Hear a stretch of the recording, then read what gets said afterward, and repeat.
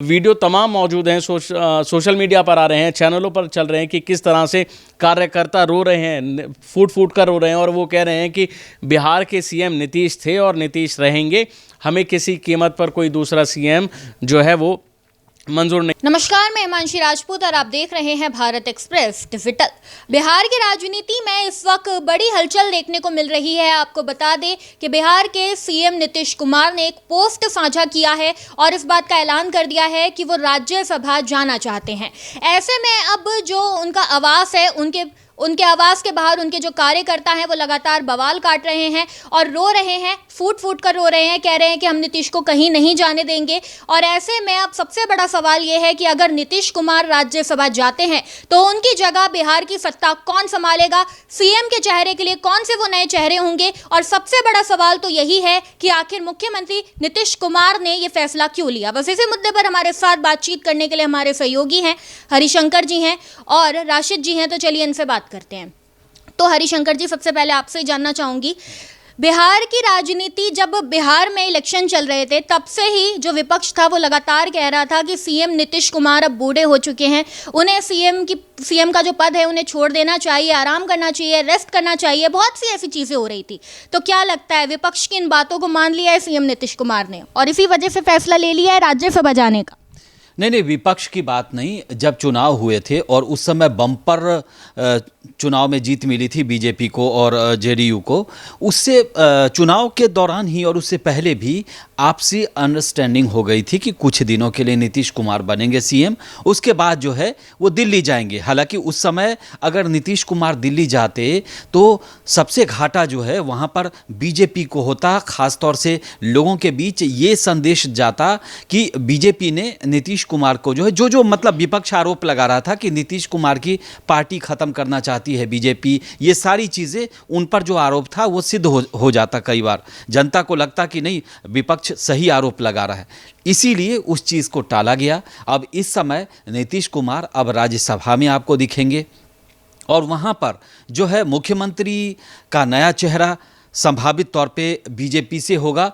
और अभी एक और एंट्री हो रही है जेडीयू में नीतीश कुमार के बेटे निशांत की, और बिहार के पॉलिटिक्स में वो नया चेहरा होंगे। हालांकि पॉलिटिक्स उन्होंने बचपन से देखा है, घर में देखा है, पिताजी को करते देखा है, बहुत ही शांत और शालीन स्वभाव के माने जाते हैं। वो हमेशा आपको ज़मीनी नेता के तौर पर आपको दिखेंगे, बहुत ही साधारण व्यक्ति हैं वो। आपको जब भी वो पिता से मिलते हैं नीतीश कुमार से, तो बहुत ही आपको नीतीश कुमार की तरह बहुत संस्कारी और मतलब कम बोलने वाला जो है वो निशांत है। दूसरी बात है कि इस समय बिहार के पॉलिटिक्स में बहुत सारी चीज़ें चल रही है कि मतलब अगला मुख्यमंत्री कौन, और बीजेपी कोटे से, तो जेडीयू कोटे से संभावना कम है, क्योंकि बीजेपी कोटे से ही इस समय मुख्यमंत्री, और वैसे भी सीट के मामले में बीजेपी जेडीयू से ज़्यादा है।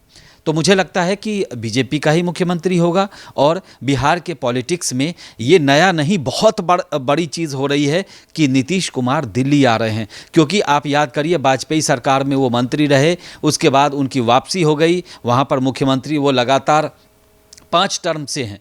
और कुल मिलाकर के है कि बिहार में नीतीश जो है सर्वमान्य नेता हैं।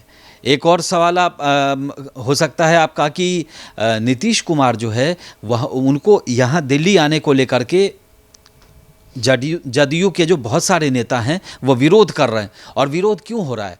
क्योंकि मैं आपको पहले से बताता आ रहा हूँ, चुनाव के दौरान भी हमने चर्चा की थी कि नीतीश कुमार जो हैं सर्वमान्य नेता हैं। जितनी उनकी पूछ बीजेपी में होती है उतनी ही जेडीयू में भी होती है। वो सबकी सुनते हैं, भले ही डिसीजन उनका हो, लेकिन वो किसी को नज़रअंदाज नहीं करते। यही एक अच्छे नेता की खासियत होती है। और बिहार में इसीलिए वो इतने मजबूत हैं कि वो लगातार इतने वर्षों से सीएम हैं और मजबूती से हैं। इस बार भी जनता ने भर भर के उनको वोट दिया है।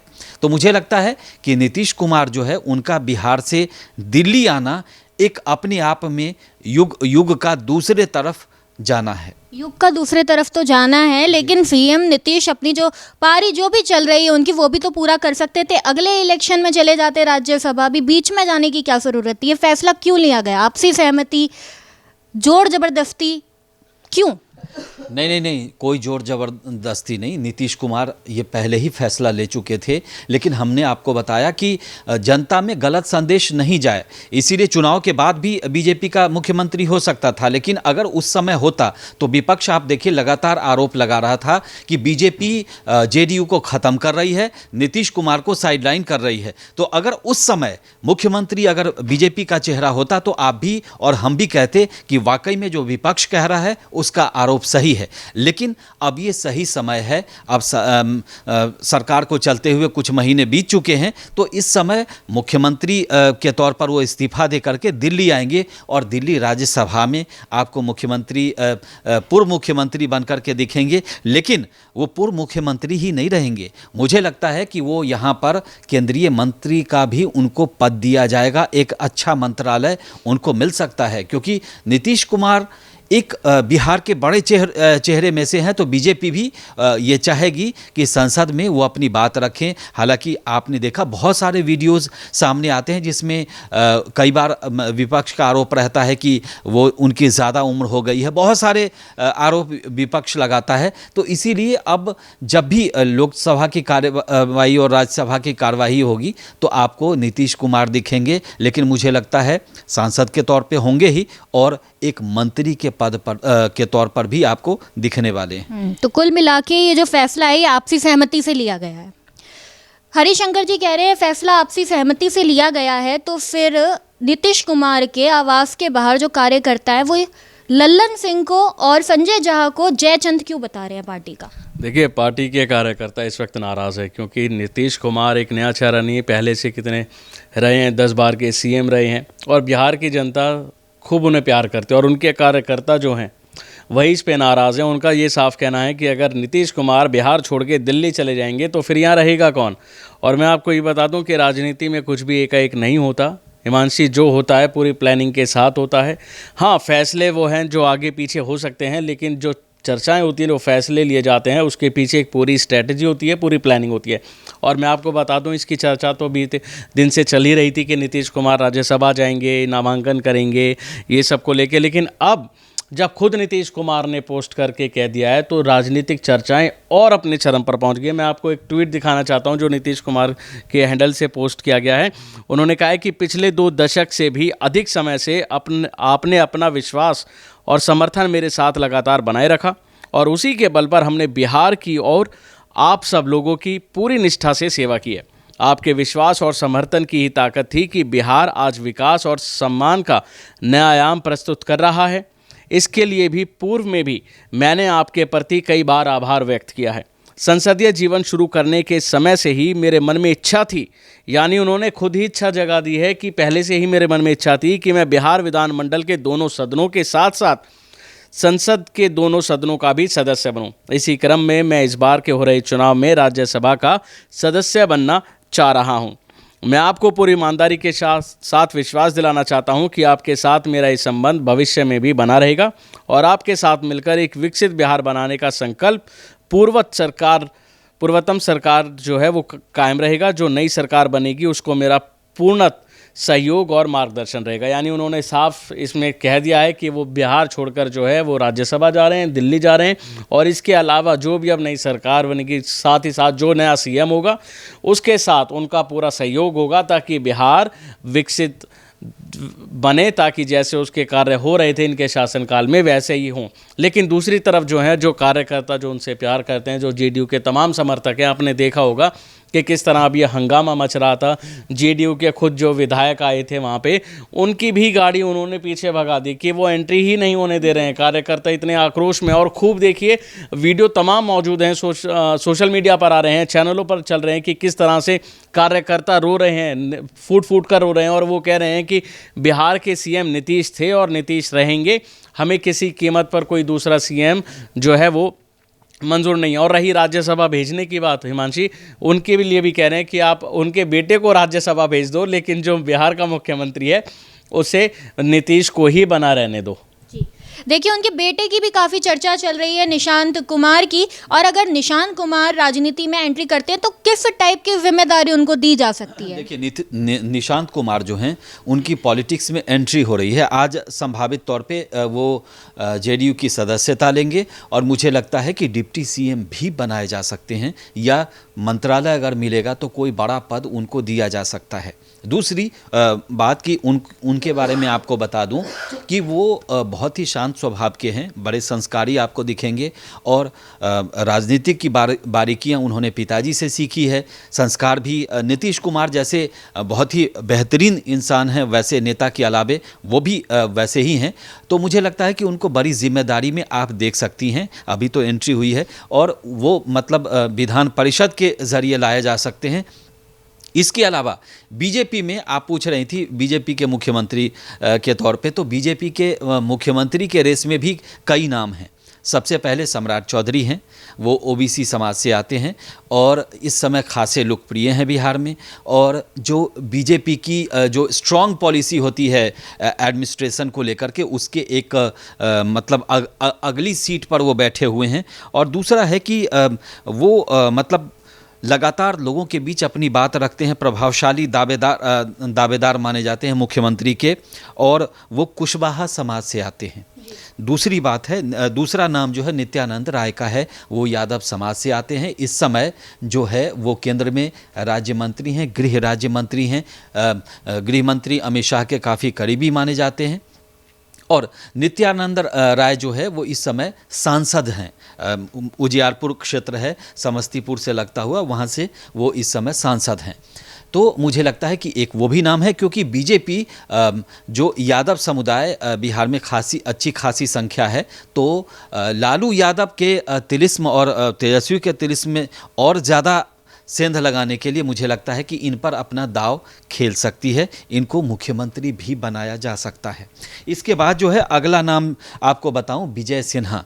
विजय सिन्हा जो हैं वो आप जानते हैं विजय सिन्हा वो शख्सियत हैं, इस समय तो हालांकि डिप्टी चीफ मिनिस्टर हैं, वहाँ पर डिप्टी सीएम हैं, लेकिन बिहार में ये वो शख्सियत हैं जिस समय बीजेपी विपक्ष में थी, नीतीश कुमार से भी नहीं, नीतीश और बीजेपी साथ में थी और ये उस समय विधानसभा अध्यक्ष पद पर बैठे हुए थे, और उस समय नीतीश के किसी बात को लेकर के ये भिड़ गए थे विधानसभा के भीतर।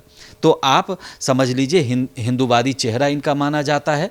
दूसरा कि अपनी बात को बहुत एग्रेशन के साथ रखते हैं, भूमिहार समाज से आते हैं, और चुनाव जनता पर इनकी अच्छी खासी पकड़ है। अभी एक इनको जो मंत्रालय मिला हुआ है वो मुझे लगता है कि सर्वे और ये सब वाला मंत्रालय है, ज़मीन और इससे जुड़ा हुआ, लेकिन उसमें भी अगर बिहार में कोई सबसे चर्चा में कोई नेता रहता है, कोई मंत्री रहता है, तो विजय कुमार सिन्हा रहते हैं, चकबंदी और बाकी चीज़ों को लेकर के, जो बिहार में लगातार पिछले कई महीनों से चल रहा है। तो मुझे लगता है कि एक ये भी दावेदार चेहरा हैं अगर सवर्ण चेहरा पर अगर बीजेपी जाएगी। इसके अलावा दिलीप जायसवाल हैं, वो वैश्य समाज से आते हैं और इस समय जो है बिहार में मंत्री हैं, इससे पहले प्रदेश अध्यक्ष रहे हैं।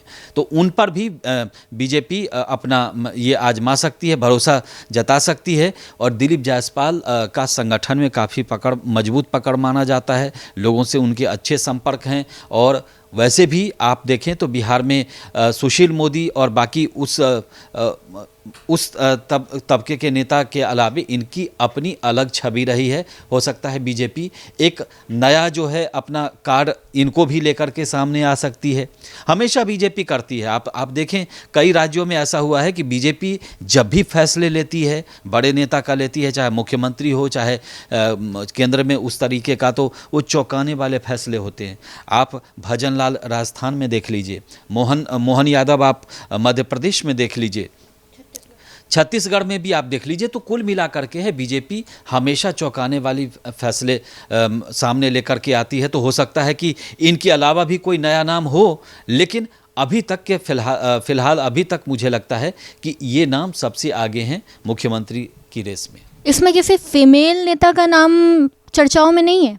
देखिए, फीमेल नेता इस समय कोई चर्चा में है और मुझे लगता भी नहीं है कि इस समय ऐसा कोई नेता ये लाके बिठा दें बिहार में कि मतलब दिल्ली जैसा सरप्राइज में, क्योंकि दिल्ली में रेखा गुप्ता पहले से पॉलिटिक्स में रही हैं और एक्टिव पॉलिटिशियन रही हैं, तो मुझे लगता है कि दिल्ली का अलग मसला था। लेकिन बिहार में अगर एक रेणु करके हैं वहाँ पे, लेकिन हाँ नहीं, रेणु चौधरी या उनका कुछ नाम है, तो एक वो रही हैं, लेकिन वो इस समय बहुत ज़्यादा इसमें नहीं है।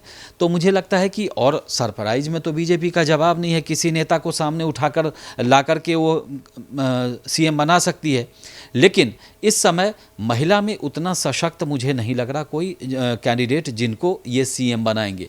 इन नामों पर चर्चा तेज़ है, लेकिन सरप्राइज का कुछ कह नहीं सकते, क्योंकि बीजेपी इस मामले में उसका कोई तोड़ नहीं है, उसका जवाब नहीं है। तो कुल मिला के नीतीश कुमार ने इस बात का ऐलान कर दिया है अपनी पोस्ट के माध्यम से कि वो राज्यसभा जाना चाहते हैं। अब ऐसे में बिहार में सीएम फेस को लेकर चर्चाएं शुरू हो गई। अब देखना ये होगा कि बिहार का अगला सीएम कौन होता है अगर नीतीश कुमार राज्यसभा जाते हैं तो। देखते रहिए भारत एक्सप्रेस। नमस्कार।